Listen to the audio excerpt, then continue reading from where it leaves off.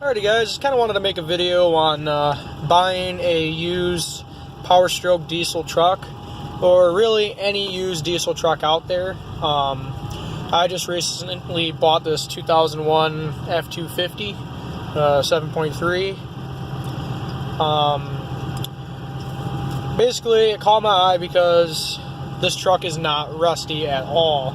It's about, I'd say, a solid 95% rust free.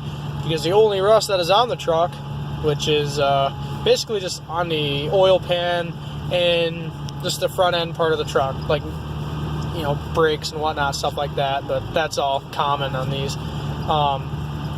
But what caught my eye is that this truck came from Oklahoma, so it's practically rust free. There's no rust on the rockers, fenders, or anything like that.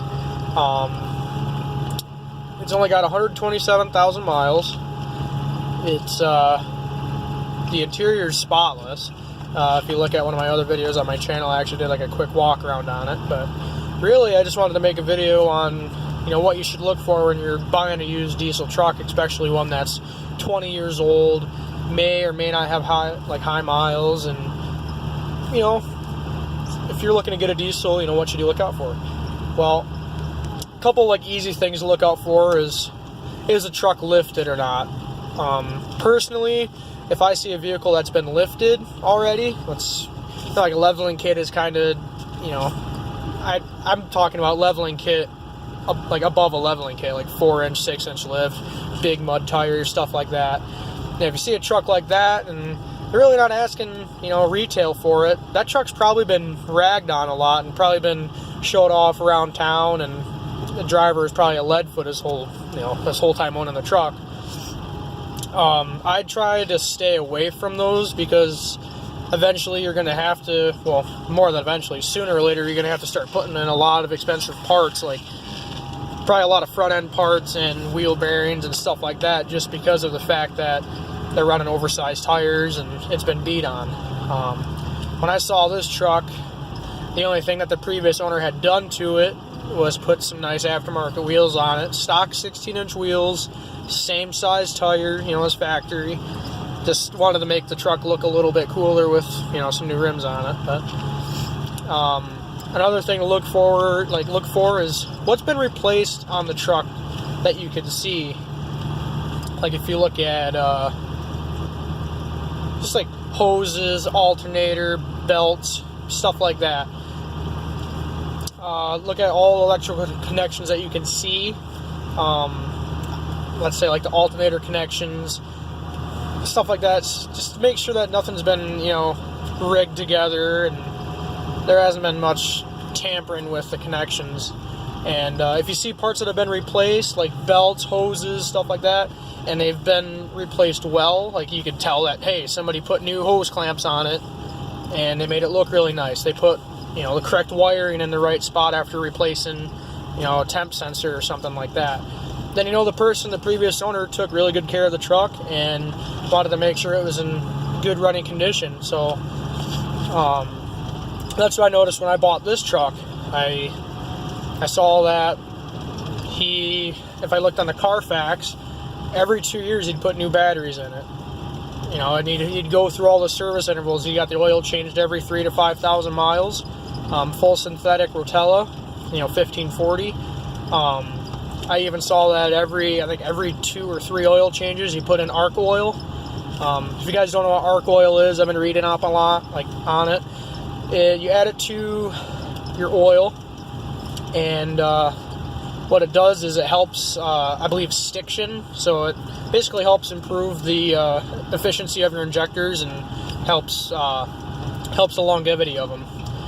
So, I mean, if you want to read up more on that, it's all over Google, and there's a bunch of forums on Google, and there's even a lot of YouTube videos on it. So, but yeah, I just looked through the Carfax report. I saw all the service intervals and the parts that have been replaced on the truck since it was purchased brand new in 2001. So, I thought that was pretty cool. The guy took care of the truck. It was an older gentleman, and it looked like the truck wasn't used for trailering that much. And that brings me to my next point. Does the truck have a fifth wheel hitch or something in the back, gooseneck hitch? If you see that, the truck was used for a lot of towing and there could have been a long drives with a really heavy trailer in the back, considering a fifth wheel is a very heavy trailer, even unloaded. That puts a lot of strain on driveline components, especially the transmission. Transmissions on these 7.3s, I think it's a 4R100. It isn't the strongest transmission out there. I've seen a lot of them go. I've seen torque converters fail. I've seen a lot of failures in these transmissions. So if you're pushing a truck 200,000, 300,000 miles, pulling a heavy trailer, and you're thinking about paying 10 grand for one just because it's not rusty, you may have to put a transmission in it soon. But yeah, that's things to look out for. Like, did the guy take care of it? Is it clean on the inside? Has it been smoked in? Can you see oil leaks? Can you see, you open the oil cap up? Is there a lot of blow by? Does the belt squeak? Basically, just a bunch of stuff like that. And basically, it's cold out right now. When I went to purchase this truck from the guy, I asked him, hey, before I get there, like the next day, of course, let the truck sit. I don't want to get there and have the truck warm, because I always wanted to make sure that when I started the truck up, it fired up in the cold by itself. I didn't want it to be plugged in, and I didn't want it to be running already, because I wanted to see how it would start. And he said it would fire right up, and sure as shit, I got there. I didn't even, I turned the key on. I didn't even wait for the weight to start. I just cranked right over, and it indeed fired up. It was actually really cold. It was about 20 degrees that day, so there's a lot of frost over the engine. But I had a lot of respect for the guy. He was really cool. He had all the paperwork for all the stuff that he did to it, and it was pretty cool. I paid around 14 grand for this truck, and I feel like it was worth it just because of how clean it is and all the information I got on it. Yes, it does have a couple lights on. One of the lights is the ABS light for the left front wheel speed sensor. He told me when he was putting rotors on it that he damaged the sensor wire, so that's not really a big deal. Basically, the next time I put brakes on it, I'll just replace the ABS wire since I'm already in the hub at that point. And then it's just a typical Ford airbag light that's on. It's intermediate, but not too big of a deal. But yeah, if there's a check engine light on or something like that, yeah, that probably would have been sketchy, but there isn't a check engine light on. Things in pretty good condition. But as you can tell, the thing runs really good. All the injectors work. I brought my scan tool with me. I know a lot of people that don't have a really expensive scan tool, but I was able to bring mine with me and do an injector buzz test just to make sure the life of the injectors was good. They all sounded really good, and engine ran great. But yeah, I guess if you guys have any questions, I can try to answer them to the best of my ability. I've been looking on, if you're thinking about buying a Power Stroke, I go to powerstrokehelp.com. It's a really awesome YouTube channel. They have literally hundreds of videos on how-to tutorials and stuff like that. Basically helps you learn about a lot about the truck and some of the common issues that are going on with them. I definitely learned about the potential oil leaks that these engines have.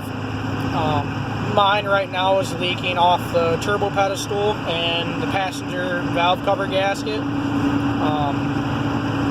And there's a little bit of rust on the oil pan, but basically what I'm going to do is I'm going to use some chassis saver this spring once it warms up and coat the oil pan in that to stop the rust. Yeah, just check out powerstrokehelp.com. That's their actual web address, of course, and then that's the name of their YouTube channel. The guys are pretty cool. Like I said, they do a lot of tutorials and go in depth on these trucks and give you their pinpoint accuracy on how to fix it, what they've done, how do they keep them running that well, and it's pretty cool. So give them a check, check them out. And see you guys in the next video. And like I said before, you got any questions, ask away. I'll try to answer them to the best of my ability, but I'm still learning about this engine. They're pretty cool. Yeah, it's a dinosaur, but it gets the job done.